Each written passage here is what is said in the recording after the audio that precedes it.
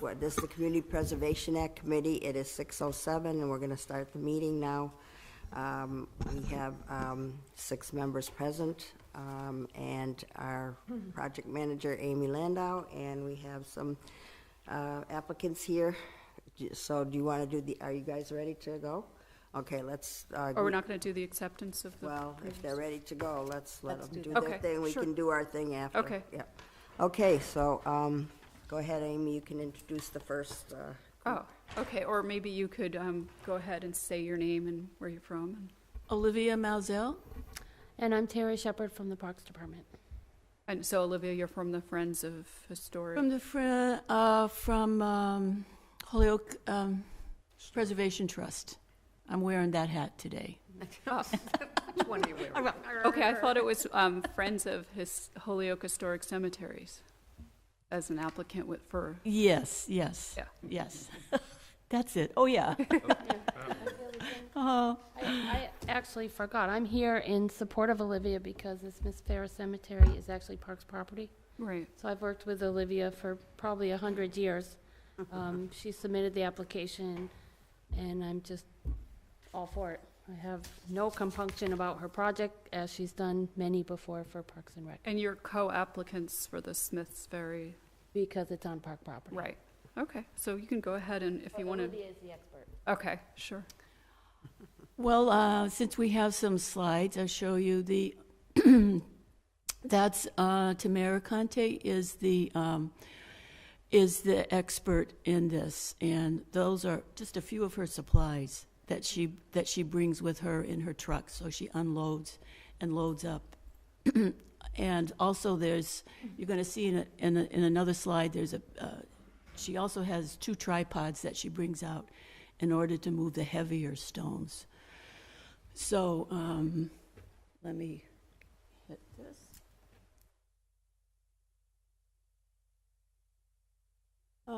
That's a sample plastic scraper that we use to take off the moss, lichens, and the debris on the stones.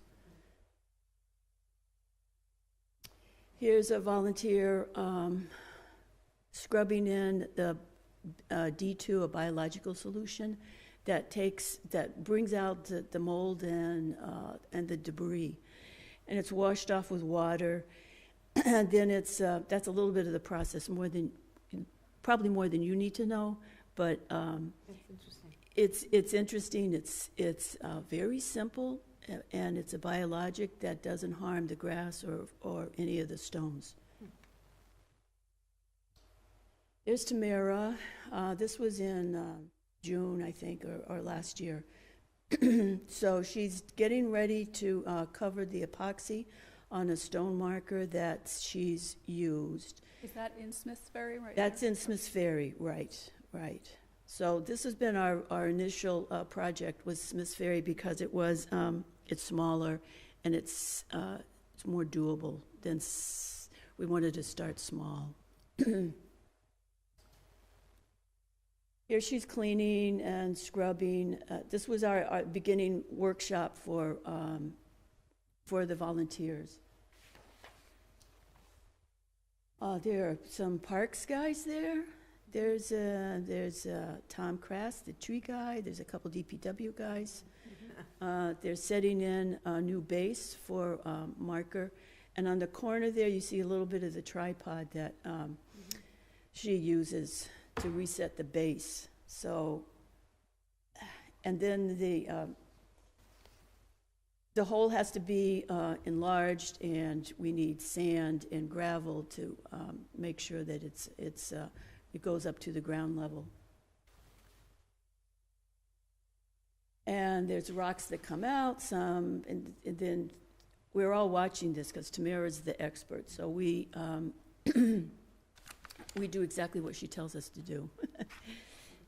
And let's see. Here's the tripod. Here's a biological solution doing its work. So it brings out all that yucky, whatever, dirt and soil. And you'll notice that one of the process is to leave the biologic on after it's washed. Then you leave it on kind of like, and then it keeps on working for a couple weeks after.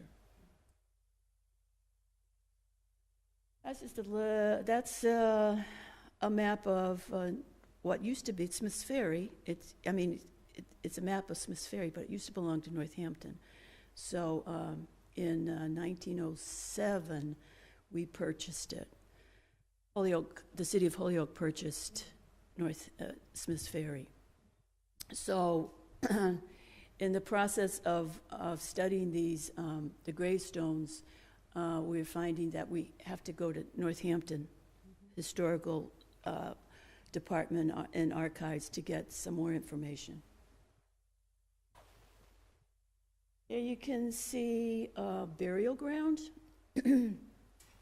There on the side, that's what they weren't called. They didn't have names back in the day. It was just a burial site. And also, you should know that in the probably sometime in the 40s, we think, of the late 30s or 40s, when they were repaving the road, they did find a skeleton, skull. They said it was, news reports said it was an Indian skull. We don't know. There was no other description except it was an Indian skull. So we told that to Tamara, and she said, so how did they know? Yeah. So we go like, Yeah. oh, good question. So was there an actual ferry there at some point? Is that why it's called that? Yes, Okay. yeah. You know where Canoe Club is? I've heard of I it. think not, yeah. It's on the rivers, it's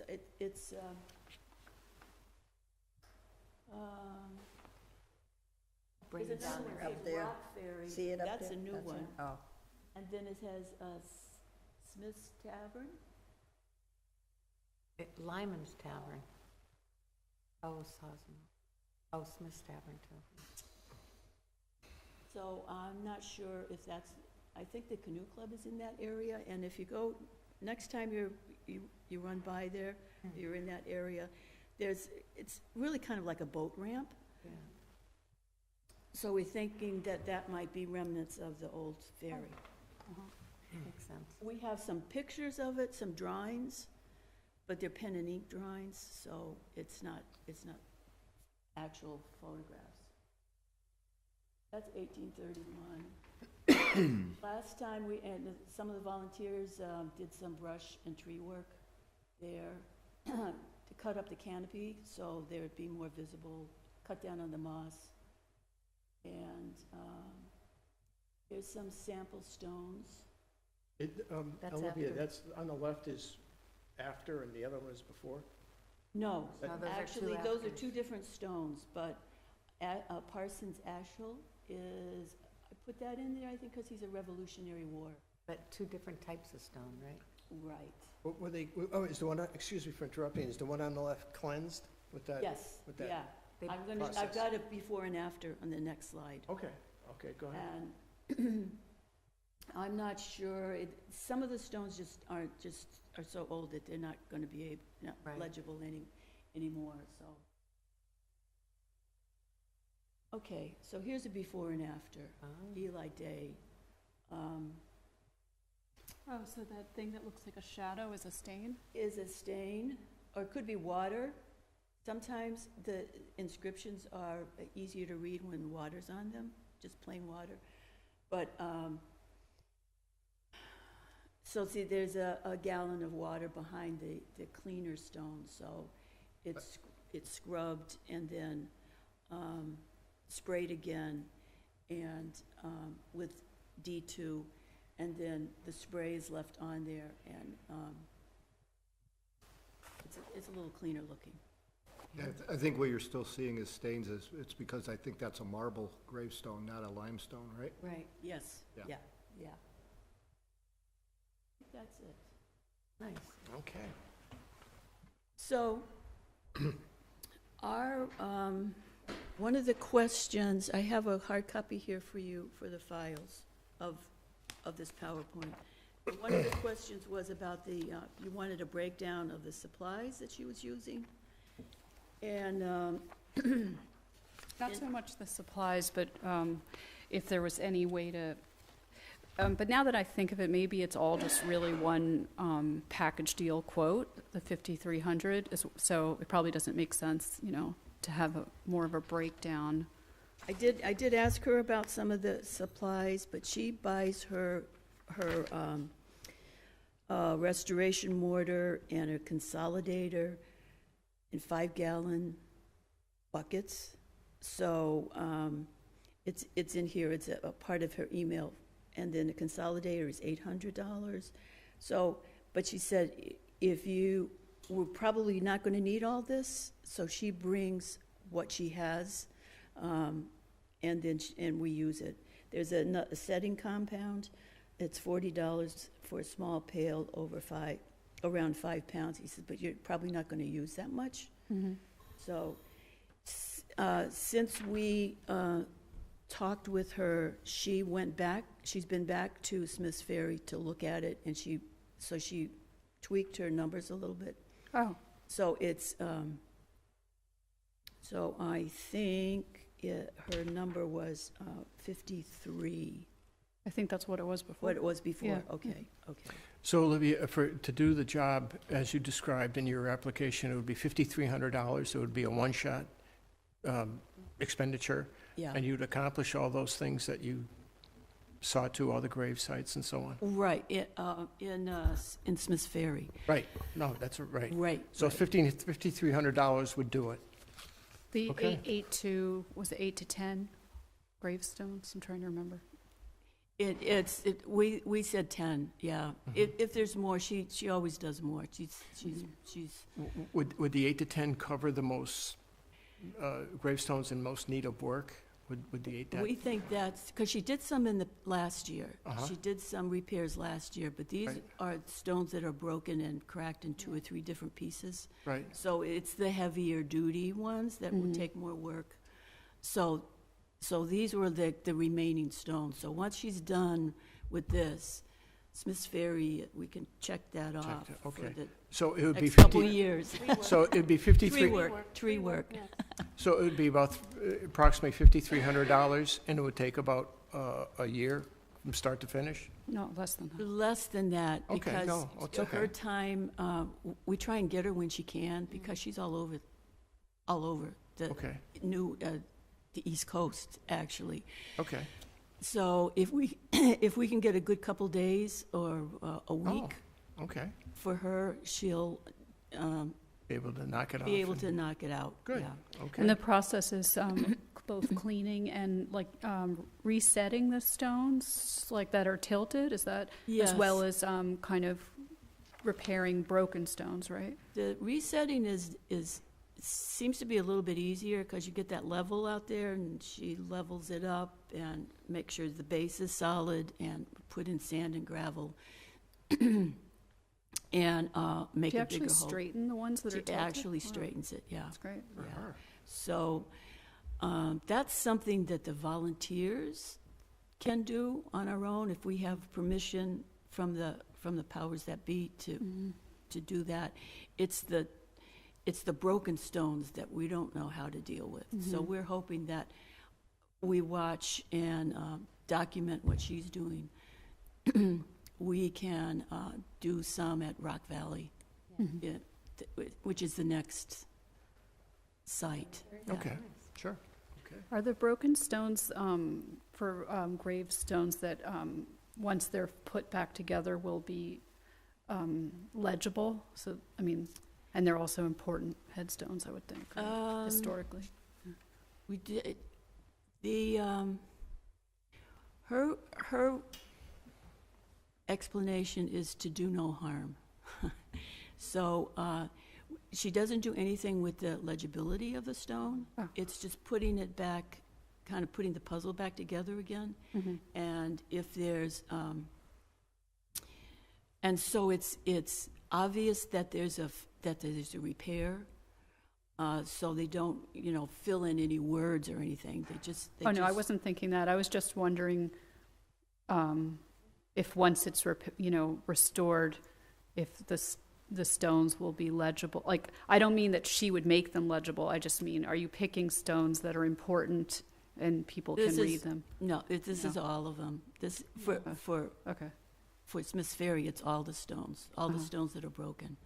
Uh-huh. So the Underwood family has a large section there, and it's interesting that their stones are well, very sharp and crisp, and their big monument is zinc. Believe it or not, it's made out of zinc.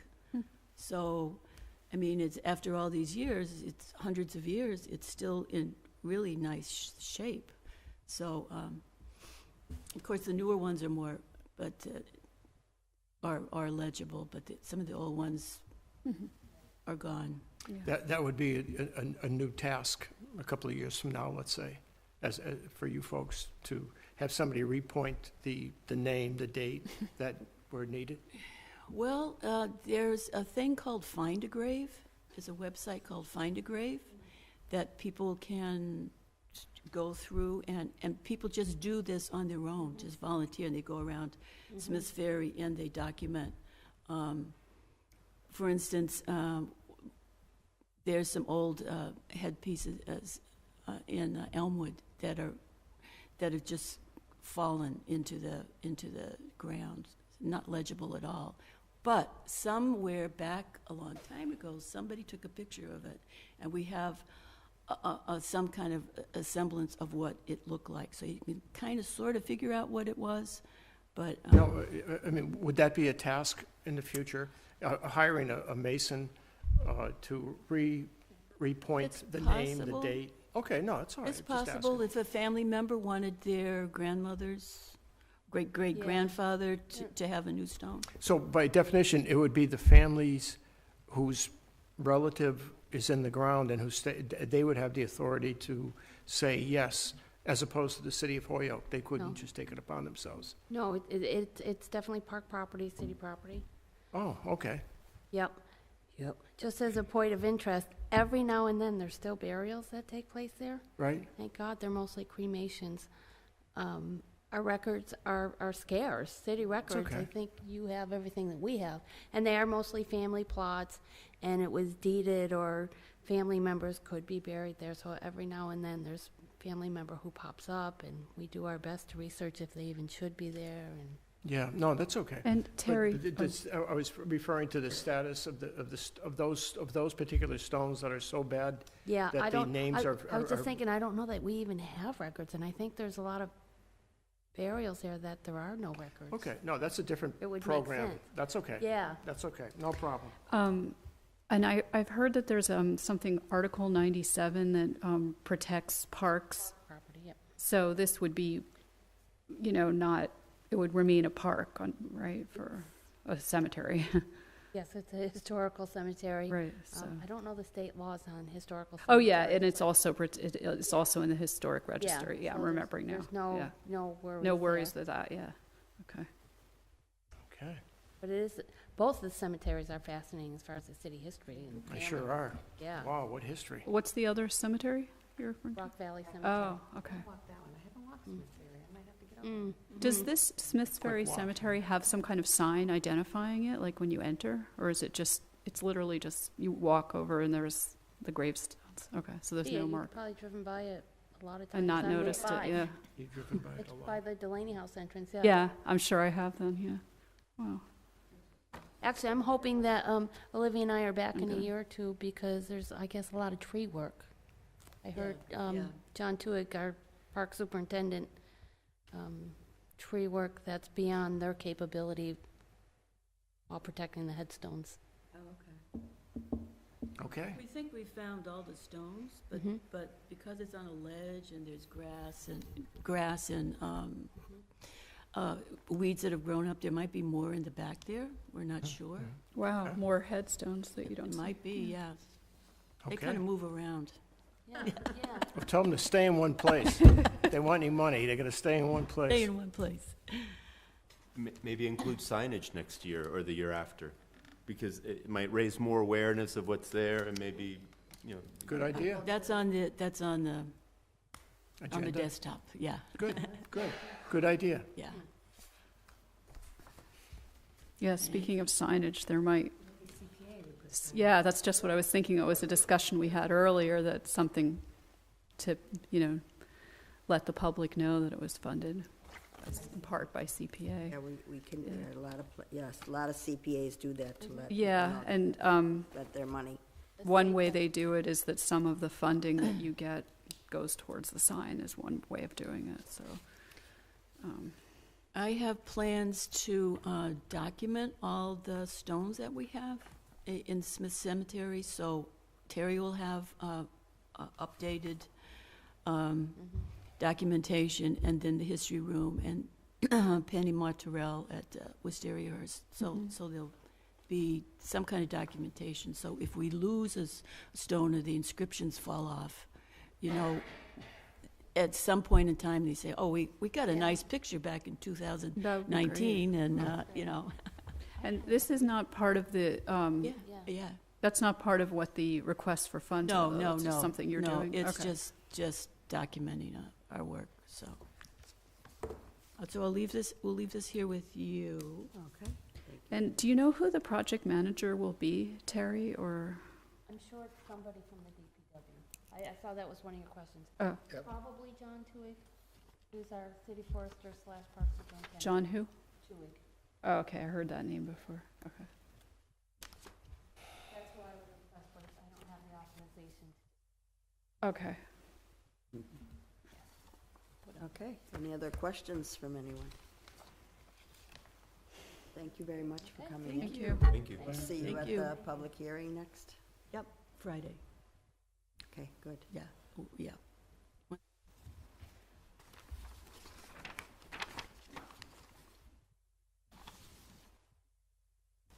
How did you get the projector to work so well? How did you do that, Mike? There's, Adjusted the angles. yeah, there's this toggle sort of right in front of where the projecting thing is. That'll align it properly on the screen. And after that, there's a button that says Keystone that kind of lets you straighten it out to a little more fine tuning. Oh, thank you. Okay. Okay. Okay, our next project is 41 Canal Street, the Flats Community Building, and Mike Moriarty, you're here as from Holyoke CDC. Correct. Hello, everyone. How are you? Yes. Do you know everybody here, or would you? Most everyone, yes. I believe we've met when Kim and my officer called me early on. We spoke on the phone Spoke on the phone. Okay. and Yeah. exchanged a couple of emails. There you go. So good to put a face to a name. Yes, thank you.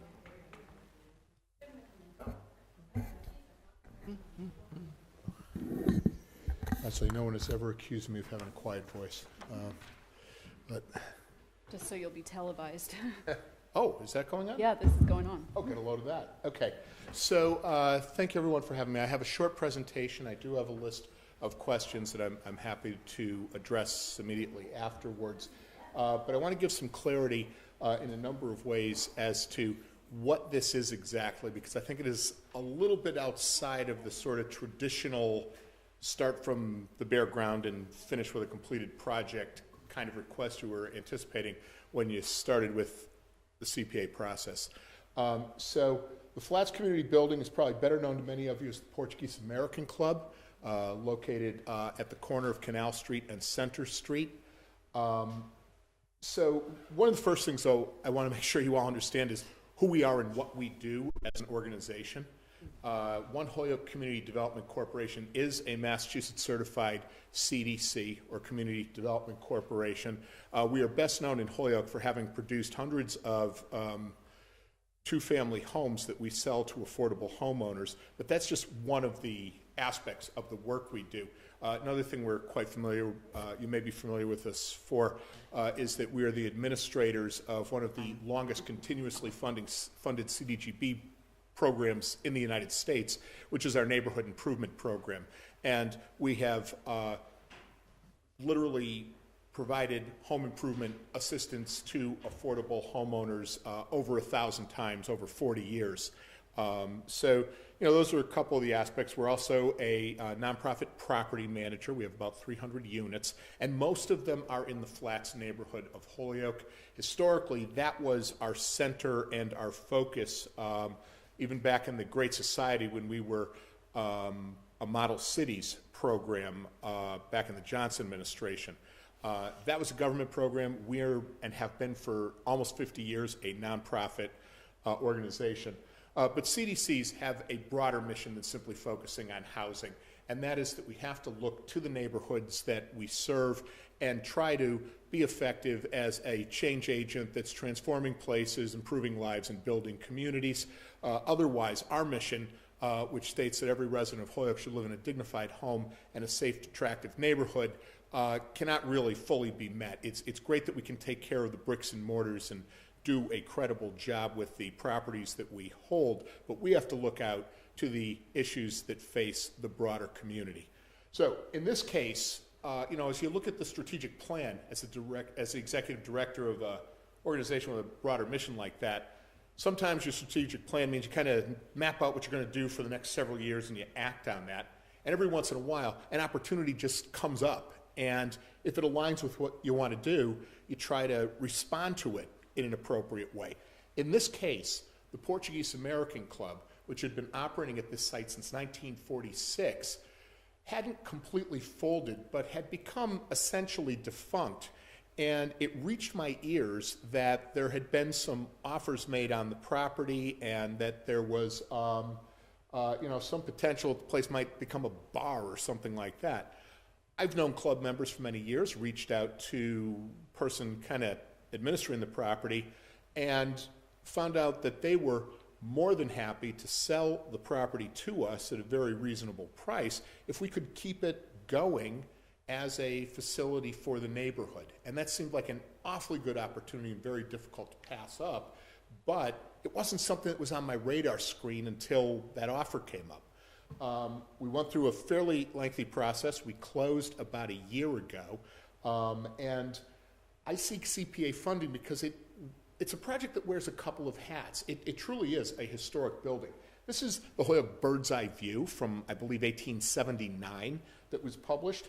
And if you scroll in on this, what you will see is, actually I'm having a little scrolling trouble because I don't have my mouse, but let me just point right out to it. In 1873, you can actually see the premises on this map. This is an 1840s roadhouse. This whole complex was part of the Hadley Mill factory, and this was housing for that mill. And it's actually very much a part of the legacy of our organization. Yep. We rehabbed these units here on Grover Canal and Lyman Street. It was one of our very first projects. That's where we learned the concept of selling homes and selling a 2-unit duplex to an affordable homeowner. It's a very effective way to do asset building for an affordable family, because by definition, if you're living paycheck to paycheck, you sell the second unit, you have some time and a solution if something happens to the paycheck. And so that's what we've been doing decade after decade, and this was the heart of our legacy. When we enrolled Holyoke Development Corporation, it was actually on our letterhead. So that made it equally enticing to us that we really want to be back at a capstone property. And I think this is the purest form of historic preservation in this sense. The property has never fully closed. It remains functional, it remains a turnkey operation, and we have done some activities in the building over the course of the last year. But it looks like the last time there was any extensive work done on the interior was the most recent, sometime in the 70s. So there are a lot of things that need a lot of love in the building. But what we're able to do is preserve the streetscape that the residents of the flats have known all their lives. Keep a property from becoming out of use and discontinued without any break in that history. Its use may have slowed down, and now we're going to try to rev it back up, but it never closed. The place never boarded up. And we're going to be able to prevent that from happening. But also, while the club for many years was really focused on a membership base as a civic organization for Portuguese Americans, which was once a very vibrant community in the flats, there are now very few Portuguese immigrants or descendants that live in the flats. And so, as a community development organization focused on the whole neighborhood, we want to continue that civic organization, but for all the residents of the flats instead of just one particular ethnic group. And in fact, a week from tonight, we're going to be inaugurating that process. We're going to have a volunteer recognition dinner for about 75 people who have given their time or treasure to us over the last several years, and we're going to invite them to become charter members of what we will call the Flats Community Building. And that's a little bit of a pun, because we will be doing community building within this facility. And from the folks who are willing to engage with us in that way, we want to build a resident-based community advisory board that's going to help direct me and my staff as to what the best uses and programming inside that building ought to be. We have some ideas. There's some things that are just intuitive and natural if you've ever been inside the place. But then there are other really creative ideas and creative people that live in the neighborhood that we can respond to. And we want to do that rather than direct the destination of the building from my office in the back of 70 Lyman Street or with any of my employees. So that's the broad vision that we're trying to achieve with this facility. I also want to talk a little bit about the challenges the Flats neighborhood has specifically. I often describe the Flats as being a kind of island, a relatively small and isolated place. And I'll show you exactly why on this map. This is from our city planning department, and Flats are inside the green, and as you know, this is the Connecticut River. The rest of the neighborhood is pretty much closed off by railroad tracks until you get to the railroad bridge. And when you get past Kelly School, you know, I mean, there's streets. It's obviously not an enclosed area. But these are walls of industrial buildings. Nobody lives from this area out to here. The housing is very much enclosed in this circular area, enclosed by large buildings, railroad tracks, and a moat. I mean, it's just a very insular place. And it's a very poor place as well. The average median income in Massachusetts is a little over $77,000. This census tract, the Flats is practically its own census tract, was just declared an opportunity zone, which can only happen if you are among the poorest census tracts in the state. The average median income in the Flats is $18,000, a fraction of what the average is in the state. And it was declared an opportunity zone because of the high profiles of all of the health and economic and educational demographics that say this is a neighborhood that needs a lot of help. But there's so much isolation. You have to leave the neighborhood for almost every good and service that you need, that you want to have. There is one facility that is actually useful as a public gathering space and community space, and that's Kelly School. And we've used it ourselves. We host a dinner every year. We have over 400 residents of the Flats that we come and have a communal celebration every December.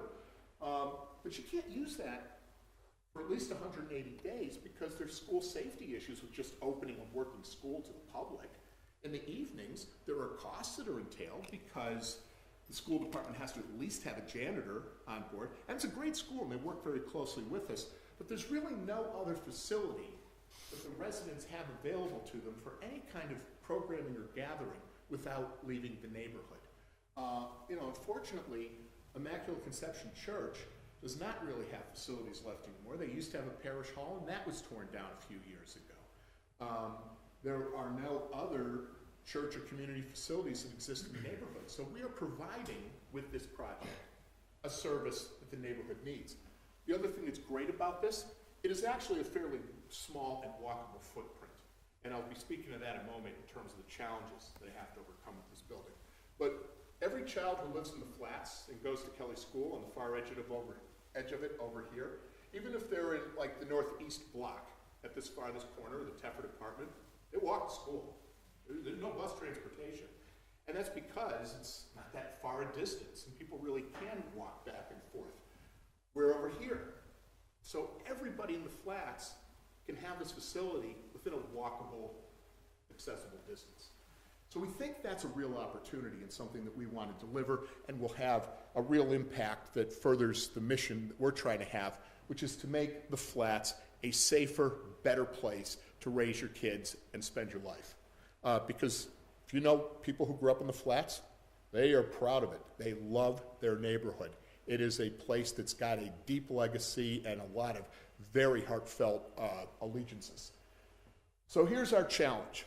It is a very old building. We, of course, did a physical inspection of the place before we took title to it. The exterior facade, which I believe is best preserved. The stucco idea is not a bad one.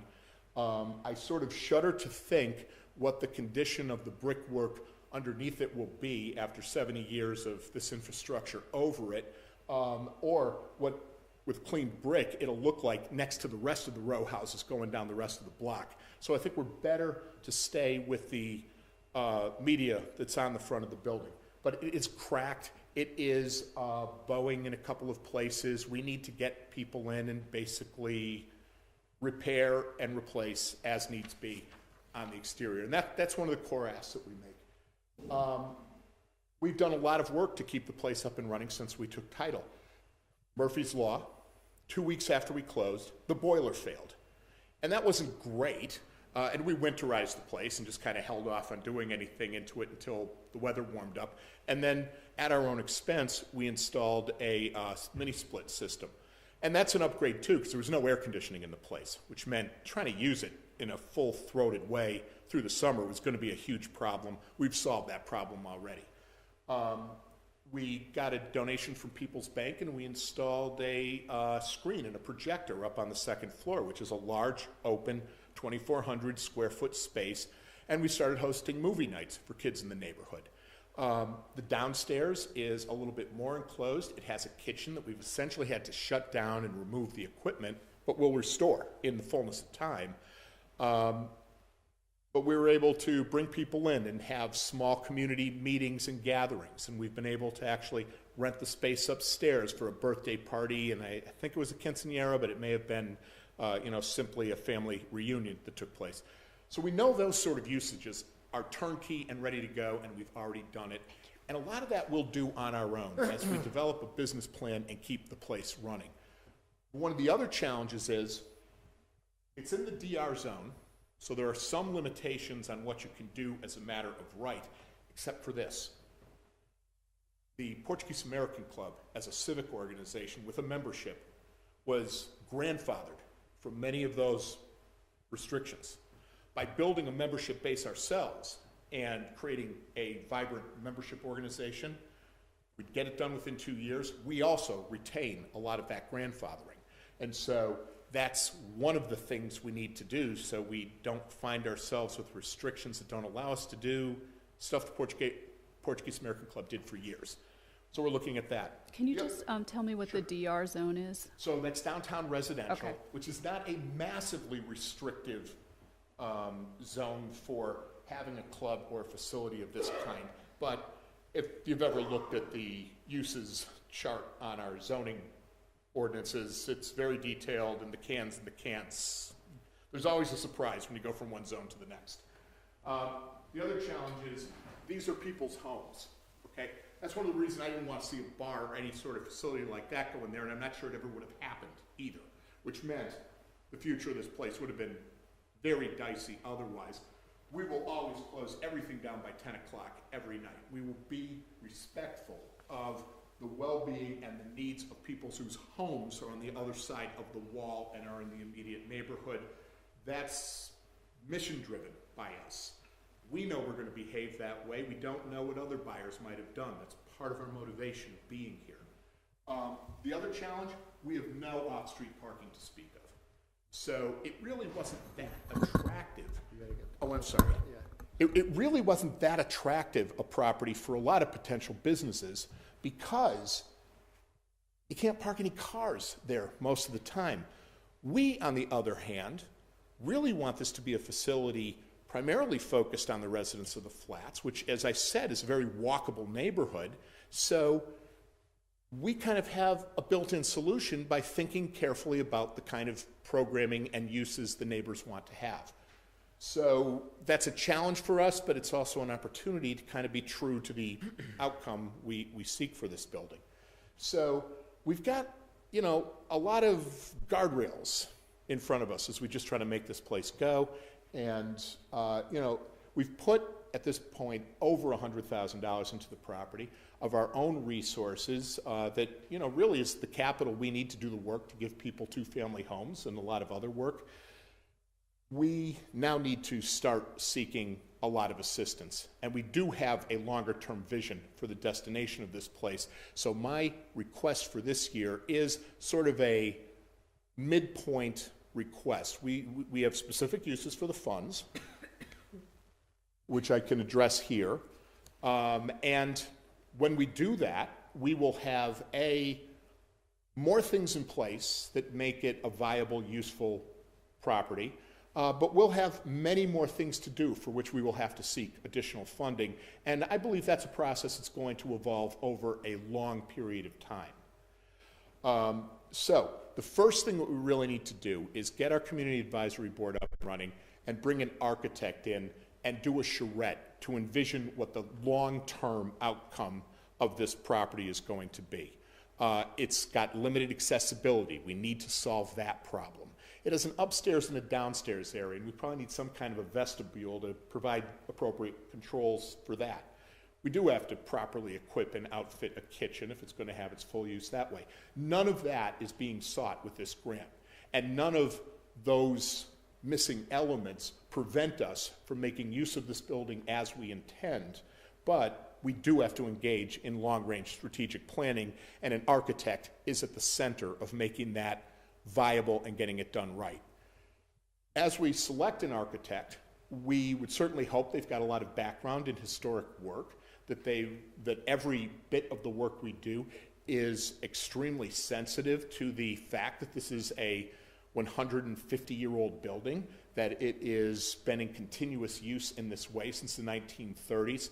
A little bit of research and I discovered it was converted from the townhouses you see everywhere else in the 1930s, and it was a restaurant. It was called the White Restaurant from 1935 until 1947. That business appears to have moved to Northampton Street. The Portuguese American Club picked up the property in a foreclosure at that time, and they converted it to what we see today, and there's your next nearly 80 years at this point.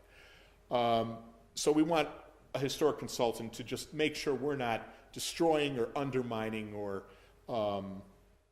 failing to make the best use of a property with a really storied history. And then the facade repair, which we know is not going to be an inexpensive undertaking. By the way we got our quotes is because we are real estate developers. I have on staff a licensed general contractor. We have done exterior and interior work, both in terms of multifamilies right down to small storefront spaces. So we have a very solid sense of the costs of things to get proper estimates right in-house, and that's what we've relied on. But when we know we've got funds secured, that's the point where typically we'll go out and seek the triple bids that we would certainly be looking for, do the RFQ, our request for qualifications, to bring the architect in. And if we find a very competent and reasonably priced architect or someone who maybe wants to help us out, because we're a nonprofit, and if there's any architects out there listening, please call me, 533-7102. But if you don't have the historic background, we can bring consultants in to assist. And so we've tried to put that in, so we've left enough on the table to accomplish that. And then finally, we'd like to wrap up the exterior by making sure we've got the right security apparatus in place to make sure our work is protected and in good stead, and that the people who are coming and going from our facility are safe. We'll make sure we've got good exterior lighting, and we'll see after the signage of the building. My original pre-application was a little bit broader than that. We talked about things like maybe putting internet access into the property, which we intend to do, but doesn't really fit the historical nature of this. And, there were a few other elements. We backed off of some of that. We wanted to try to be as consistent as possible with the CPA purpose of preserving historically. And so our request is $55,000. That will be sufficient. If we don't get that funding, what will happen is some of this work will be deferred, and the work we really don't feel we should defer in terms of lighting and so forth will simply reduce our capacity to provide vibrant programming with the community in the building for the rest of the year. What you can help us do with the capital improvements on the building frees up our capacity to make the work that we want to do to improve the neighborhood happen on the softer, more social service scale. So that's kind of my overview. Madam Chairman, a couple of questions. Sure. Mike, is this, just to refresh my memory, is this an historic building via the state of Massachusetts and the city of Holyoke? So it's part of a historic district federally, which actually doesn't come with a lot of strings attached to it per se, but it is in the footprint of the Hadley Mills Historic District. We looked at Macris, and I think that's in your files, and a reference to that historic designation appears, but not for this specific property. So it was actually kind of confusing to research, but there are no restrictions like you would find in a city designated historic district. It's not a designated site like War Memorial Building or something like that of that nature? Correct. Not this property standing alone, but the 5 townhouses themselves are a district. Right. That happened in the early 70s. Yeah, okay. With the $55,000, just a thought that we had the other night, we were discussing whether to, and I'm not even sure it's our decision. I think it's mostly the historical commission, but that's just my opinion, of keeping it as stucco or removing the stucco and making the brick so it will be truly a historic preservation of the building as it was originally built. Is there, have you discussed this with the historic committee? No, Is there definitions and their requirements on this property? Yeah, so- Vis-a-vis that question? So this actually, there's no particular reason this is under their purview at this time. So we've really had no basis to be in front of them and meet with them as a commission. The one thing I'd push back on about removing the stucco is you're not going to automatically get back the exterior appearance, and here's why. These were originally 2 townhouses. They had 2 separate entryways. The windows were not all placed as they're placed now. So you're going to have kind of a mess when you see this thing come down. You're probably going to have either cinder block, whatever they were using in the 30s, or mismatched bricking over where a doorway had been. It would be totally inappropriate for the use that we're using to have 2 18th or 19th century thresholds that were there. So a lot of compromises got made when they changed the exterior facade at that time, and restoring it all the way back would require compromises that would probably only be appropriate if we were going back to using the 2 units as housing again, and that's just not what we think is the best destination for this building. And the $55,000, that would cover repointing, recovering the stucco to bring it back to its functional original capabilities. That's right. Probably any place it's bowing or has severe cracks would need to come off. Then they've got to reapply the material that's on there, and then it needs painting over it. Yeah, that's no, pretty that's much the process. Yeah, that's okay. Have you ever, has your committee ever talked about removing the stucco and bringing back to the original brick as to what a cost estimate to do that would be? So we didn't get a cost estimate because we kind of stopped the conversation based on the thoughts that I just expressed to you about the thresholds and the sort of appearance that we think would not be very attractive. It's like at that point, why are we looking at Mike, cost? so you're saying that it's your understanding that there were 2 separate townhouses that were sort of blended into one? Yeah, and I know this for a few reasons.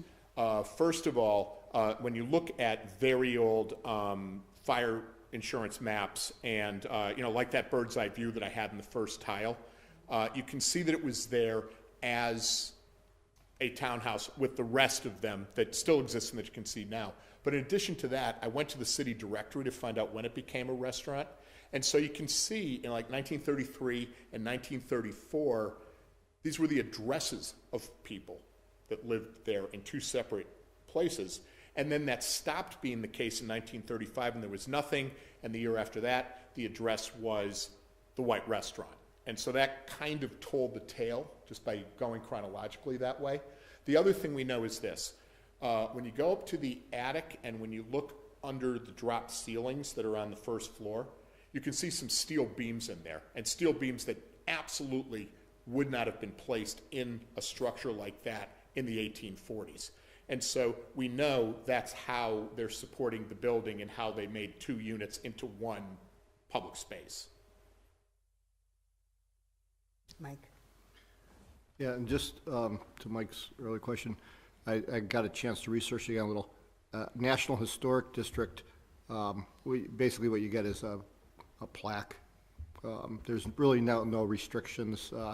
It's the lower you go down in the community level, the more authority is placed on it. So if the flats became a local historic district, right, and this is where we were talking about what's going on in the Highlands, right, it'd come under the jurisdiction. But right now it's not. It's pretty much up to the group here, if we wanted to do anything, or how the money is spent.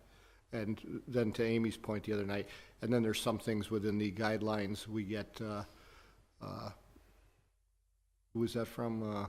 Secretary of the Interior's guideline. Places we can't use it. We can't use it on a sidewalk. We can't use it on this. But do we have to mandate that the stucco come off and the bricks go? No, we don't. So. I'd like to. Yes, go ahead, Mark. So, first of all, I would applaud everything that you do. It sounds great. And I know the flats a little bit. I know one of my sons hangs out with somebody there, so I drive through, and I know there's I think archaeologically speaking, there's Indian remains, and there's, I think, the geologic situation of the flats is what deviated the river around. If you look at it, there's a deviation in the river, and I think that's that high spot where they found some, I believe, if I understood correctly, there were Indian burial grounds there. And I would be fascinated. I'd have no knowledge of that. I'd be the flats, fascinated to learn more about that. I know it gets a bad rap, I think, but it's really a fascinating place. And I learned a lot about it from your presentation. Thank you. And it sounds like the One Holyoke, creating the community center there is really a great thing, and I would applaud that. The only thing I think that I'm not clear, and I just want to make sure the commission is clear, is that there's like a duality there, because I believe that building with the row and then the last two units, I had mentioned last time that that probably originally, and then you confirmed it with the photograph, that it used to be all one block, and then those two buildings. I didn't know about the restaurant, so that was interesting to know. And it's nice to see that the one block, instead of being all uniform, one after the other row house, the end is special because it's different, and it's a different function. It's not a residence; it's an apartment. It used to be an apartment. Excuse me. All the other the parts of the row building are houses or apartments, and then this is more of a public function. It's right that it stand off and be different. My only inside, I'm worried a little bit, because Holyoke, and that area in particular, is, to me, it seems more accurate to go to the old millworks foundation of that building, and what the original purpose seems more authentic to the historic and urban fabric of Holyoke, being a mill town and being in the middle there. So I think that building probably wants to be all brick if we want to represent it as that epoch, that period of time. And yet I also understand that for you to be independent and to stand out away from the building, that restoring the plaster is probably better for that purpose. I don't know that is it up to us to decide which way it goes? Or, Well, right, I so think- should we look at recommendations from other people? Yeah, Because that's what I we've think. lined up, I've lined up, or Amy and I, to have somebody from the Holyoke Historic Commission and somebody from their senior project manager to come in. And then I know that they also reached out to a third person, and then And do they know that we wanted to talk about this specific thing so that they can prepare? So that'd be good. maybe that was my fault. I didn't put two and two together to have them here tonight. This only came up yesterday afternoon, and maybe I didn't plan well enough, so I might have to take ownership of that. Well, they but- probably would have wanted more time to think about it anyway. Exactly. You know, that's more what I was saying. Like, it would be good for them to know what we're going to be asking. So I can. And if I may, if they want to opine on the building, I'd like to schedule a time for them all to come down and see the interior and the exterior and have an Yeah, I opportunity would to want to walk be them present as through. well, because Yeah, I'd want to absolutely. understand, and maybe I could communicate better to the commission if we all can't go down there. But I just would want to do the right thing by Holyoke and by history, and I don't know. I'd like to hear what other people have to say, because I understand that the stucco has a symbolic importance of wanting to stand off. But then I also feel like, well, but that's not the way the building was originally planned. Historic preservation always tries to pinpoint a place, a point in time when you say, from this point forward, it was something. We're going to restore it to that point in time. And we did not choose the earlier point in time. We chose a much later point in time. And if I may, to that point, because I have thought about that, and I would just say this, there's the difference between sort of the long-term first use and representing that has a value. But there's also the sense of a living neighborhood and living memory. And, it's not that this was a conversion that happened in the 90s. I mean, we're talking about 80 years ago. Anybody who remembers it prior to that is quite elderly now and, was only a little child at that time. And I will tell you, there are, particularly among the Portuguese community in this valley, and there is still, a vibrant Portuguese community in the entirety of Holyoke, if not so much in the flats anymore.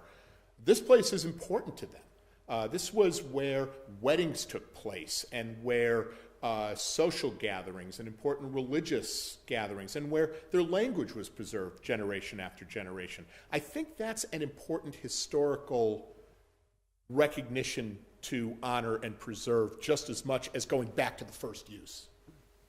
So, correct me if I'm wrong. Go ahead, Kim. The request for funding application has one of two boxes to check if the property is to be qualified for funding under our historical category.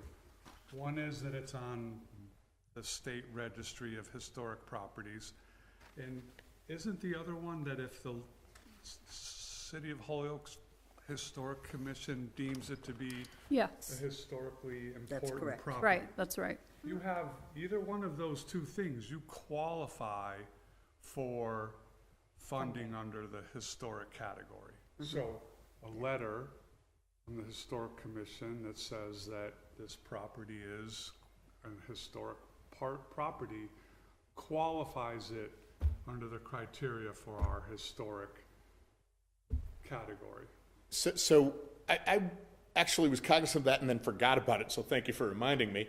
But one of the other things I would need some clarity on, I could easily get a letter out Monday and get that to them, but can changing the designation while we're in mid-application be something you folks can consider, or, is it kind of too late because the application's in? Well, it is under historic. It's in the macros, yes, that's. No, but I mean. So that's not enough, though.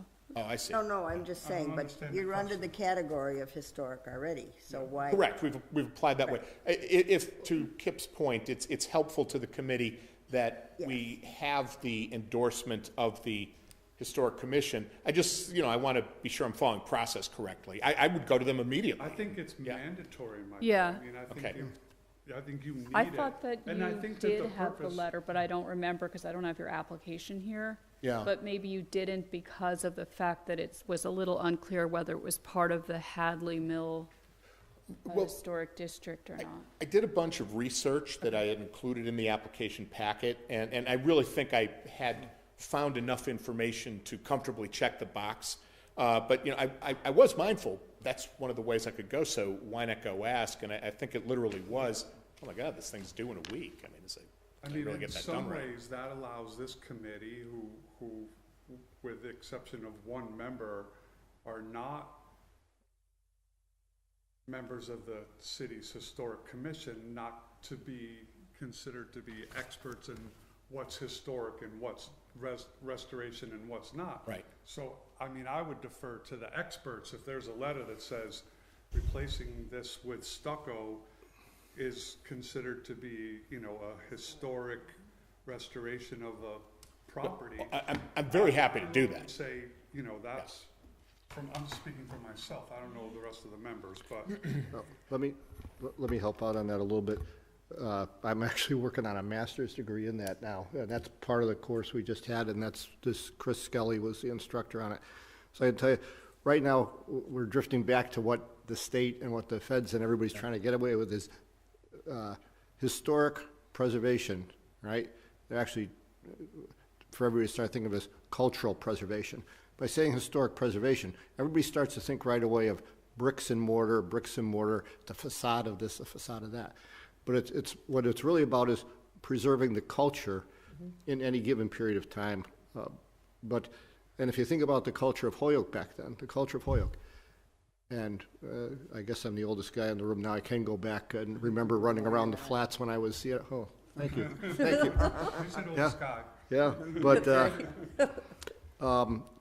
lot of the apartment blocks are gone. But boy, I'll tell you, I remember half the apartment blocks. It seemed every one of them had a store in the basement or another entranceway. If it wasn't a store, a fish and chips, a bakery. Yeah. Every one had something. It was like the old Tennessee Ernie Ford song. I owe my soul to the company store. And half the time the companies owned it. You could go in and get your milk and bread, and they took it out of your paycheck. So it's about cultural preservation. And what Mike's talking about is we had this big Portuguese community. And if there's stucco on the outside of the building, there's stucco. It's the culture at any given period. We've got a snapshot. It's not a snapshot. We've got a moving target here. Some of this building, 1840s, but this is what it was like, going on 80, 90 years ago, and that's part of it too. So you can take off the blinders a little bit. But it's also I agree with what you're saying, but I think it's also cultural for the earlier time too. So that's what makes this a challenging project to assess, because there's the culture involved in the original. I hear you, Amy, but I think we're making it more challenging than we have to. And if I may, there is kind of a little bit of a sideways point of interest that I would bring to your attention. So I mentioned earlier that we rehabbed these 3 rows that are still standing. We didn't rehab these 2 rows that are still standing. When we did this back in the 70s, we put on those housing townhouses historic restrictions enforced both by our organization and the Historic Commission. So, and they were all built at the same time by the same entity in the 1840s. So it's like we're almost there. If we had only been able to acquire that stuff across the street, there'd already be Historic Commission designation on this property. So it's so tantalizingly close. But I think the point is well taken, and I'm extremely happy to connect with the Historic Commission as soon as possible and just see if we can arrange an opinion from there. And also to your point, Mike, and I think this is very important about understanding sort of the evolution of the flats over many years. There's about 2,600 people that live in that footprint right now, and 100 years ago, there were over 7,000 people that lived in that area. I can actually tell you the population density was 11.7 people per unit.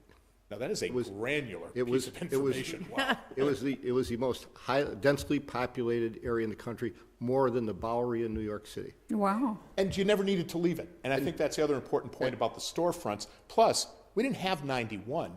The gateway to the city was that train station. That train station, That's where everybody came in. So, the Flats at one time was very much at the economic center, and as you said, was very densely populated. We're now in a place where it's transformed more into a quasi-suburban neighborhood.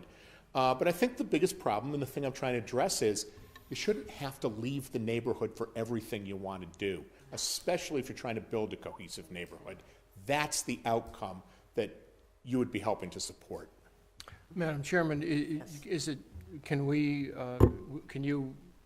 the will of this board that Mike gets a letter from the Historic Commission as to their opinion on whether it be stucco or the original brick?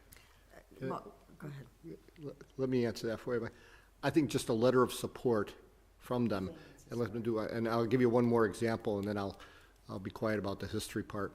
If you look at Deerfield Village, or go up and tour a place. Now, this was the 1840s. Those houses were the late 1700s. Some of them just 30 years before that. Tour through those houses. No bathroom. So do we really want to go back and do a historic? And that's a historic. That's an historic recreation. Yeah, but that's 1700s. We're not talking the 1700s. Early 1800s. Talking indoor plumbing with early water. 1800s. There was still no indoor plumbing. There was an outhouse. Yeah. If you went through those streets of the Flats, be careful walking by a window because there might be a bucket come out at you, and the horses were doing it in the street too. I do not want to deal with the Board of Health if you want me to reestablish any privies. All right. Sorry. Yes, I think that, yes, it's like Kip had said, that's part of the requirements for us to be able to deliberate and decide. And I don't think it's an opinion about the stucco or not I don't stucco. either. No, It's just that the property it's just- Is it historically historic? important. The word is significant, isn't it? Historical significance. I can't say it, Cultural. significance Look on the in the application, city of it Holyoke, to the There city was of a Holyoke, language. yeah. It has So- to be there. I have to check one of those two boxes in order to get. Well, there's two things we're really talking about. Making sure that it's, considered historically significant. And I had some back and forth with Debbie about this because it seems to be part of that Hadley Historic District, and yet it wasn't. That particular building wasn't listed, and I can't remember what we said in the end, but it was a little bit unclear. So there's that, and then there's the figuring out what historic restoration would mean, what historic rehabilitation would mean, which is what Marco brought up. So Okay. those are the two different things to think about. But and I also have a couple more questions, if I can. Yes, go jump right in. ahead. Sure. I'm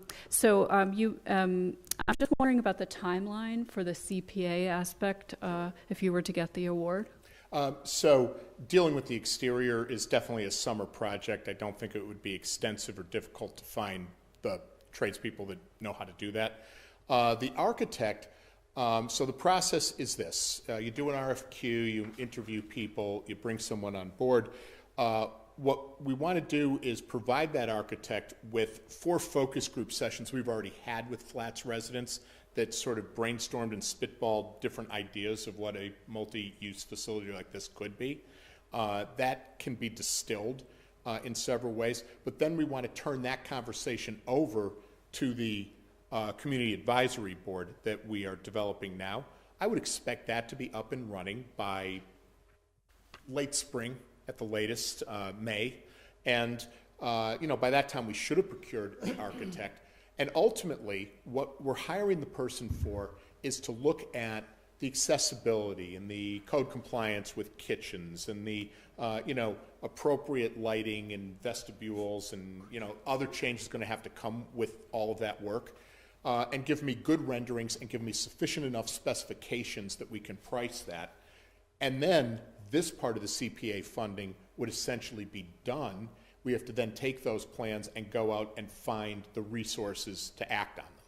I think that process, it depends on how many times my Community Advisory Board would want to have back and forths with the architect. I think we would want to have a community-wide charrette on some occasion.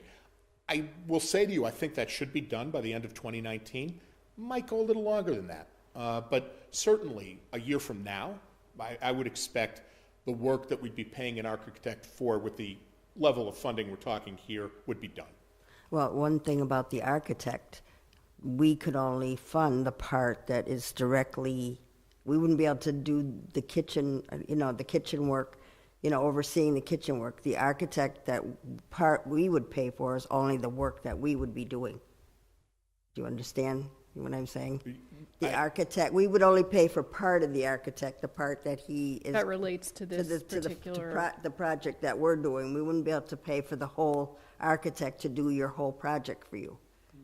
Do you see what I'm saying? All right.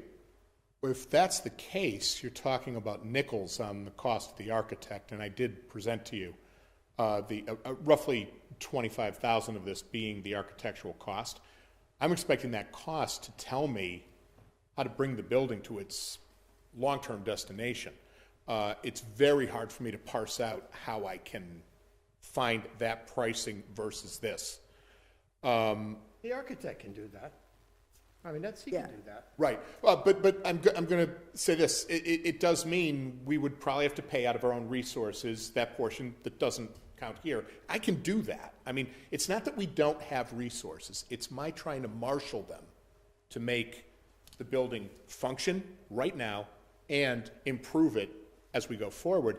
And so I'm just wondering this. So some of the items I backed off of, or some other items that do have some historical meaning that maybe I didn't address here, would I be able to get the full amount and just repurpose it to things that this board would find appropriate by coming back to you with a revised budget? Well, it would have to be related to what the CPA, that category, and what we can do in that category. It can't be interior work. It has to be. Well, it could, if the interior work were historic, but it doesn't sound like Yeah, it would be. right. So, yeah, it has to be some. Right, that's the thing. I can't it's- say exactly how that would work, but that's what the architect's for. Yeah, the other thing is that when I asked about the timeline is that what most CPA communities do is the contract itself would, really specify deadlines for each aspect of it, because, we need to protect the best interests of the city, and this is, publicly, funded, so we can't just kind of have a timeline that's kind of blurry. So You're speaking to a professional developer. I mean, that's part of our DNA. We would absolutely develop a contract with a good Gantt chart, good timelines and deadlines established in it. And, again, I'm representing to you, I don't know any reason the limited scale of work that I'm talking about can't be done by the time 2019 is over, or at least 12 months from now. And I think that would still hold. That's reasonable. Okay, so you think the work could be done by then. Okay, so with Elaine's question, were you under the impression that some of the other work that's not related to historic rehabilitation could be paid for by CPA? So I think I would need to get some clarification. At what point is it like that's not historical enough so you can't shore up your foundation? I mean, there are some points where it's like really to the core bricks and mortars elements of the building where there's got to be some room for reasonable calculation. But, this is getting really abstract. I'd actually need to look at very specific parts of the building and be able to articulate in a way that you as a committee can accept, yeah, this is historical and here's why. Tell me what part of the building you want to talk about. We can discuss. Maybe there are lighting elements on the inside, maybe stuff we can do with the ceiling to bring back something appropriate to the era. We can work with that. But I simply, the way I'd conceptualized what I can do to help my building along with CPA funding, I focused on the outside. Yes, yeah, and that's, I can tell you specifically under preservation, which is appropriate for CPA funding, the building envelope and site work to preserve the structural integrity of the house, of the building. So that's one category, and then Yeah. there's rehabilitation. Right, right, but. Which is, you can read if you And want. then it goes, Yeah. yes. So maybe he we needs should a give him a copy of copy of this so that you could see what exactly between rehabilitation and preservation. I what might actually be do helpful. have that in here. Have that? Just not so Okay. much memorized. Public housing That was part of notice. the application packet, was it not? No, this No, is it's something not. else It's something that we different? found No, this is later. public housing notice from the Department of Housing and Community Development. Oh, if So- that's the case, yeah, if Yeah, you so would, Amy, I'd if you love want to to have a copy. get him a Thank you. copy of Yeah. that might be helpful to him Okay, if to. you can email me, I'll Sure. send you that. Yeah. That'll be helpful to you in making your decisions as to how you might Actually, do we wanna have an extra change copy it. floating around? We did last night. I have his email, don't worry, but the only thing is that I don't have, Can you give him your copy? I don't know and if I have an read it? electronic I copy keep of giving that. my copy away. Oh, Thank you. okay, Kip's Oh, got good. one. I left mine. Yeah, home. that would be easier. Sends us both an email. Thank you, Kip. Yeah, that's good. Yeah, I mean, because it's just that we have to be careful that we follow the legislation. you Yeah, know. no, We absolutely- absolutely. It's not that we, feel like, oh, we don't want to help in this way. It's Yeah, just that right. we're constrained by the legislation. Yeah, we have specific. I'm right there with you, Yeah. and as someone who has to deal with grant management all the time, we never want to get a letter saying we've got to give it back either, so, Exactly. right there with you. Exactly. That's, yeah, it's very specific. Anything Okay. else? Anything else? Anybody has any questions or concerns or, okay, well, thank you very much, Mike. Yeah, That was thank very you. helpful. That was a really good. That was very good, and we appreciate you coming in and. Enjoy having an opportunity to talk I about did the have building. one more, really, I'm really sorry, do but enjoy it. I I'm did have sorry. one more question, just, Yeah. yeah, which I asked all the applicants, just that not only would you have to comply with the U.S. Secretary of the Interior standards for the historic rehabilitation, and it might be through what you said, like hiring an architect who's a preservation architect, who's, is knowledgeable, and that could be a possibility that the committee could decide on. But also, the committee may require a deed restriction for a set number of years to protect the city's investment, meaning there would be conditions made up for the funding to restricting changes to the work being done for a set period of time. Sure. So I just wanted to. Exactly the sort of thing we've done to every homeowner we've ever sold one of our duplexes to, although obviously on very, very different terms. So the person seeking the grant and wanting to work with the committee says, yes, of course. The real estate attorney with 20 years of experience says, can I read it first? That's all. And Amy, correct me if I'm wrong here, I don't think it's just the word, but also the intended use. So that we wouldn't put all this money in for a community center if that was the use. Well, actually, that's interesting, because at first we thought, I remember when Marcos was here, we thought that this committee can't do that. But what I've learned is the committee could, but it's kind of unusual to do that, because it's very confining to say, well, this can only be used for one thing. So it is Just for a within your. certain amount of time? I mean, like for 5-10 years or something like that? For example, right. No, what It I can only thought you're be- asking, like, we'll give you this funding as long as you only use it for this purpose. You use this building only for this function. Isn't that what As you're a asking? community center for Right. the next 5 years. Once it gets out of that envelope, that's it. But that's how it's been gone about. In the I think past. the committee can put those conditions on it, Right. but most committees don't do that on top of all the others, because there's so many in terms of the historic, Secretary of the Interior, and then the deed, so it's sort of an extra layer that could be hard for some people to follow. So that's all. But I will tell you, I'm happy to commit to something I want to do anyway. I mean, I also appreciate the challenge deed restrictions can bring on unforeseen future events. But again, we sell a house to somebody, we tell them, you got to remain as an owner occupant for 15 years. We ask for what I would consider to be a pretty onerous condition. So it's not something that's unfamiliar to us as an organization at all. And it doesn't have to be onerous. All we're saying is we're not going to go through all this because it was going to be a community center to have it flipped a year later and become a nightclub. No, you want to do that. Right. So. Yeah. Okay, Yeah. Good point. very good. Thank Thank you. you very much. Okay. Let's see now, gotta find my agenda again. Where was I? And have a good night. You too. Thank Yep, you. You too, Mike, thank you.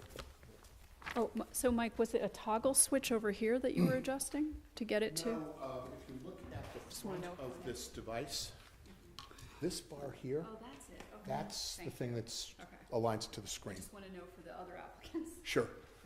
Okay, take care. Thanks, Mike. Take care. Here. Okay, well, I don't think we have copies of the minutes that, I have a copy of the last minutes that Ryan just we sent? should have approved, which would have been the January 25th, which is a week from Wednesday. right? This is Friday? Okay, so we had a meeting, not this past one. Groundhog Day. Huh? Groundhog Day. Okay, right, yeah, that's, yeah. We Okay, noted. so, I approved them, but I didn't get back to Ryan in time for him to make a copy for everyone. So at the next meeting, we'll do the 125, and hopefully we can have a couple other, the 127, and maybe this past Wednesday too, so, of minutes to be able to approve. So, we don't have that tonight, any acceptance of minutes at this point in time. So other business, was there anything else that we wanted to bring up? Well, I just wanted to make sure everybody takes a look at this, the article on placing preservation restrictions on historic resources from the Community Preservation Coalition, which I made copies of. Did you get a copy? I must have. Yeah. Oh, Did you I'll get just a give it copy? to you then. Yeah, that'd be Because great. I have Thank you. copies. Yes. And Well, it's you'll over see there. that it's a lot of what I've been trying to explain. They talk about when it's an acquisition, if the CPA funding is going towards any sort of acquisition or purchase, of real property, One of those and one of these. that it has to have that perpetual restriction with the MHC. But if it's not, there's nothing specific in the law about how to handle it, but it discusses the other ways if you go to the next page, and it's pretty elaborate, and who can hold this restriction, an outside person. So on this type of thing or on Maple Street. So I just want people to consider these, things, You because have it's, another copy for Libby? This one. it's, This one. unfortunately, I made 5 copies, and I guess we had So you Okay. know what, we had one you more might person. have, Is you it might have on, emailed this to me. can you I did email it Here, Libby, take this one, because I think I have it on my computer. to you, but Oh, okay. and then also I made copies of this that I've talked about before, and Elaine mentioned, which talks about the difference between preservation activities and rehabilitation. Yeah, that's very helpful. I like that, that one. Did you see that one? Yeah, that was good. What's that? Yes. It is, yes, but at the it's same helpful. time, when we look at these projects, it's like, how do we know that? It's like, I guess you brought up, Marco, what proof do we have that something really is like that water infiltration problem with the Valley Opportunity Council? Like, what proof? That they can say that, but how do we know that it really is something that is going to, make that building watertight, that there's, otherwise there would be damage? Like, we're not experts, so how do we know that we're giving the public funds towards? Well, I don't know. That's why I think it's good, yeah. like you've mentioned, having an existing conditions report or some But kind of. Libby had the right name, the capital needs report. Somebody who goes in, a professional that does a report. Okay. I think maybe as the commission, as our commission, grows and gets more accustomed to how to do our research, and I don't know that we need to do all the research. I think we need to ask them to provide information. Right. And one of the things I'm going to segue into something similar. Next week, I tried to get a hold of the Holyoke Historical Commission previously. This whole question about the stucco. I've been kind of mulling around for a couple of months now, and I'm not sure why. Finally, next week, we should be able to have the chair of the Holyoke Historical Commission come in and speak with us. And I'm not sure and that's Richard Alstrom. I don't know if people here might know. I know Yeah, he I has think his that'll be helpful because struggles. maybe we can set up a system where when we get projects that have to do with historic preservation or anything historic in nature, that seems like a good place to start, Yeah. to say, okay, what are your recommendations? And if he doesn't know, he'll go to Shannon Walsh at the I've heard her name, yeah. I don't want to mispronounce the agency that she's with. Or eventually, what I'm trying to get at is that we should go to the people who know the most about that particular thing. So I think we do have a resource for historic issues that I think is pretty deep, and then maybe we need to require of the applicant other resources, such as maybe more technical resources like studies on their envelope. There's a whole business out there of consultants that do envelope analyses. They actually get super technical, but I think that maybe we could even learn how to do multiple sessions over a couple of years. Are we able to help commission reports to people who want to do work on their building? Yeah, I Because think that the funding could go towards that.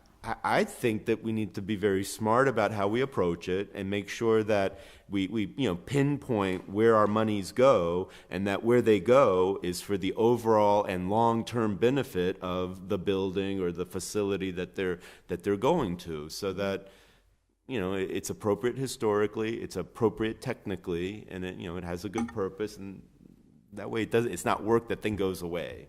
When we do our application over, because our application process, the full application, this is the first time we did this, so, it is what it is, because that's what we were told, that's how an application looks like, but we can include and change that application So maybe in the next go-round. I believe this is part of our lessons learned and part Right, of our exactly. learning, and to me, it seems to make sense to try to make smart investments, and I think we'll do what we can this session. I'm sure we'll make smart investments, but next session, maybe we can gather more information ahead of time and establish connections. Maybe we'll separate the ones that have historic significance and maybe have the Holyoke Historical Commission come in earlier, to help identify. This is what we would be looking at for these 4 applications. I think that's a good idea. And what's occurred to me also is that in a way, it might be good to have applicants come in earlier in the process and then have them apply, because just getting the visual and hearing them talk directly, it might be like sort of help us absorb it and wrap our minds around it, and then we get the application. And I mean, it's just a thought that it could be turned around, and then the public hearing could happen later. And plus, I'm glad you mentioned Shannon Walsh, because I know that I've communicated with Community Preservation Commission, no, Pioneer Valley. Oh, that's it. It's the and Pioneer she Valley, said that some planning commission. she that's it. can give a certain number of hours to us. That's part of what they allot to CPA communities. So Right, she could because- help. Maybe she could even come to a meeting or something. I could probably have her come this Wednesday as That would well. be I don't know if that's great. too many people, but she is also a resource that Debbie had pointed me to. Yeah, Debbie exactly. Opperman, Debbie pointed me to her too. And frankly, I know Shannon because she helped out with the local historic commission, where one of the homeowners wanted to do something that was contrary to what we thought was right. She appealed our decision. Pioneer Valley came in and did a ruling. So I think they're here to help arbitrate and to help point toward, that particular discipline, which for them was historic preservation. Okay, And I think that speaks to, do you preserve something to the late 1800s, or do you preserve something to the 1930s? And I don't know that either one is right or wrong, but I think they have different, they look different. And in our case, I think they look very different, because it wasn't just the plaster. You would want, if you wanted to go true, and I just got this historic preservation plan. I quickly went to the flats, and it mentions worker housing as an important resource for certain districts, including that one. Yes. So as much as I think it's important to have a community center that stands out and has that stucco finish that separates it, I also kind of want to see the old worker row housing with all the chimneys and all the doorways, and maybe it's hidden inside the bland facade that looks the same the whole way, but I don't know that we need to make that decision when there are other people who have already studied that and might have a little more background in that. And so other people might say that Holyoke would benefit more from a building that looks like worker housing versus the heyday of social clubs, or because when you said that that was great. Like I thought, oh yeah, that is a part of our history. It's more recent. Yeah. But it's no less important in a way. Is there a Holyoke Historical Society? Commission. Okay, the commission, but I was just wondering if there was No. a society. Okay. Not that I know of. No. Well, I know there's a museum, that shows the mills and You everything. mean the, Well, that would be Wisteria Hearst, maybe. Yeah, and No, there's the another library. museum. I've been to another museum well, that that's shows the D- factories. DCR. The DCR thing over by the merry-go-round? Yeah. Yeah, that's DCR. Okay. The best museum in Holyoke is Jimmy Curran's warehouse. Yes, that's Oh. true. Oh, I've been there. Yeah. That is At the very cool. I want to go warehouse. back there. Yeah. Yeah.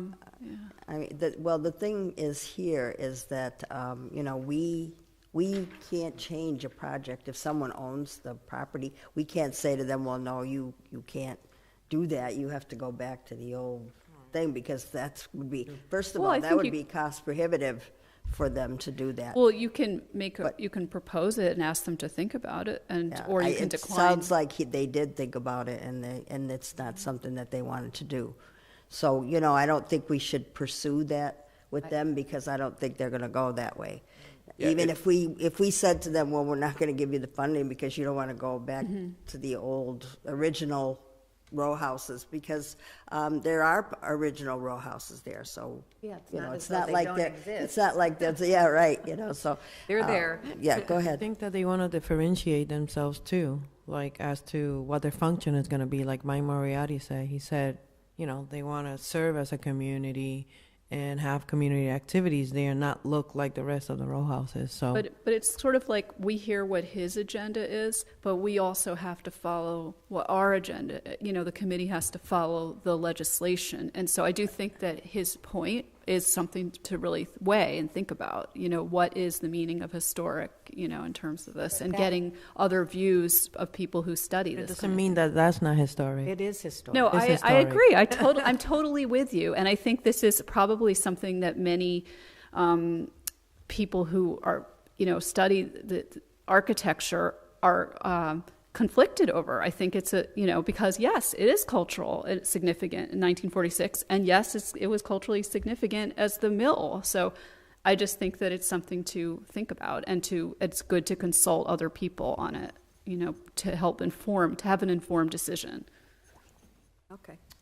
I'll just say one last thing, and that's that I would rather see that building restored differently with its plaster and its own unique function than to have it continue to deteriorate and somehow Yeah, not have the that's work true. get done and not benefit the community. And Yeah. because we've had to do that locally in the local historic commission, because there are so many buildings that are run down that if somebody wants to restore something and maybe not exactly use the right materials, or you know, I would rather see a restored porch with pressure-treated floor decking, you know, than the tongue and groove, which is too expensive, so they don't do the work, and so the porch continues to deteriorate. Yeah. So you almost have to pick your battles, and this one, I would rather see the area benefit and become better than to have to say, you got to do this, and you Yeah, got to do that's that, and you true. got to put this back, and it's all sort of like Right. Disneyland-esque. That's a good point. But Elaine, when you asked that question, will that architect can't, you know, the funding can't go towards everything? It seemed because like that, yeah, you he know, wanted- through him, and I Yeah, was yeah, surprised. it did, I was like, because, yes, the way he was talking about the architect, he wants this architect to come in and do the whole building, the inside and the outside, as to what has to be done to bring it up to where they want to use it as a community center. And we can't pay for that. Right. We can only pay for the yeah, architect. I'm a little concerned, about the whole timeline thing, though, because even though he was saying it would end at this time, he wants to do these focus groups and all these different things. I guess that's taking place now, though. That was my understanding. They're doing that now. So they should, he said they should be Okay. ready just in time for when we're ready to do our agreement letters. But I guess award he letters. thought that it was fungible, to use that word again, like where the funding would go.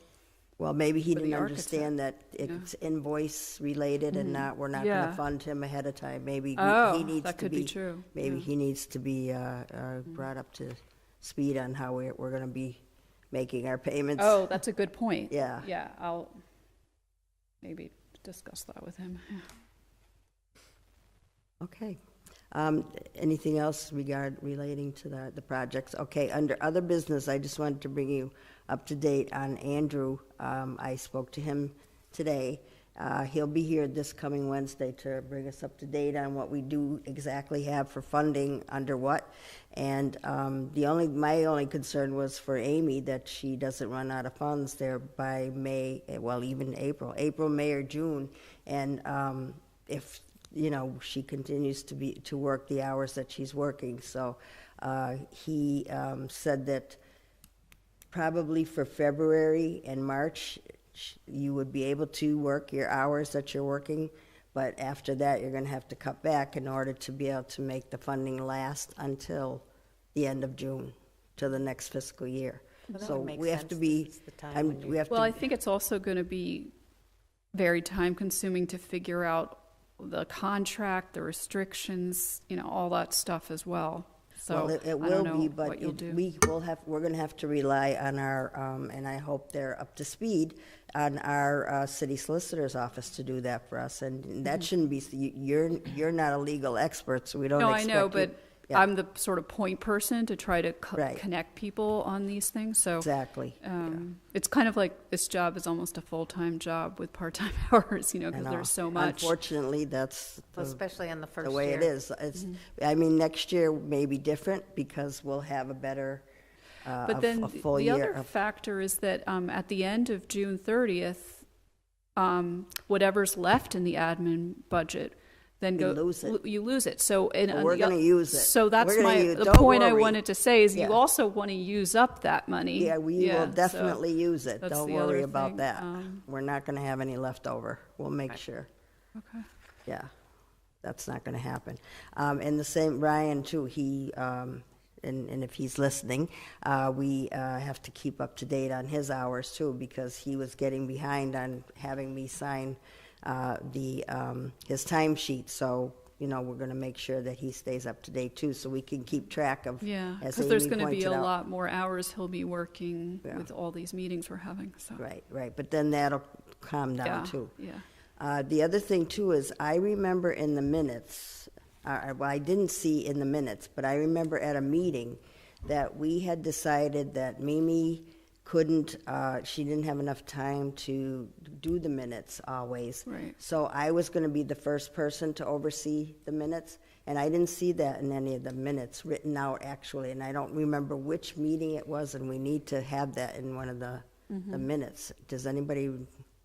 It was fairly remember recent. I It was think, fairly recent. yeah, we were over in the annex, if I'm not mistaken. It might have been the last meeting that we had in the annex. Really? I thought we were here, but you could be I right. feel like we were here too, but Yeah. Were we? I don't know. I feel like we I were feel here. like, sorry, I just have an image of her sitting there, and Mimi, and Okay, well, whatever, we need to decide what meeting that was so that we can make sure it gets in the minutes. They have to be amended to put that, to say that you guys had approved that I was gonna be the one to oversee the minutes, the first person to oversee the minutes. but it's kind of ironic that we don't have it in the minutes. I know, I don't know.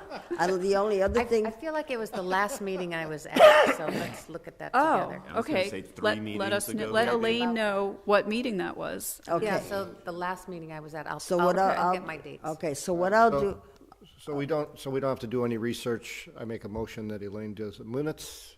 Second? Oh, there you oh, go. to do it again? Okay. Just do it. All right, just do it again, okay. we go. So make sure that gets in the All minutes in this favor? time, that that's the case, okay? Yes, thank Okay. you very much. Make sure Ryan puts it in the And, minutes. yes, So and, we need a second. He second. All in second, favor? Aye. okay. You got And it. I have a question. Who? Because I don't. Did Andrew come? He came by and gave this to somebody. I don't know. I don't know, Was what it is you, that? Elaine? What is it? No, Just for It's a Galactic. response to an email. Yeah, because they're signed up for next Wednesday. oh, that's Andrew Smith. Yeah, this is the other So Andrew. Yeah. that's the answer to the questions Yeah, that I you never asked. expected them to submit something in writing, but I think he may have done this because he can't attend the meeting. Is that what somebody heard? No, I think he's going to be here. Okay.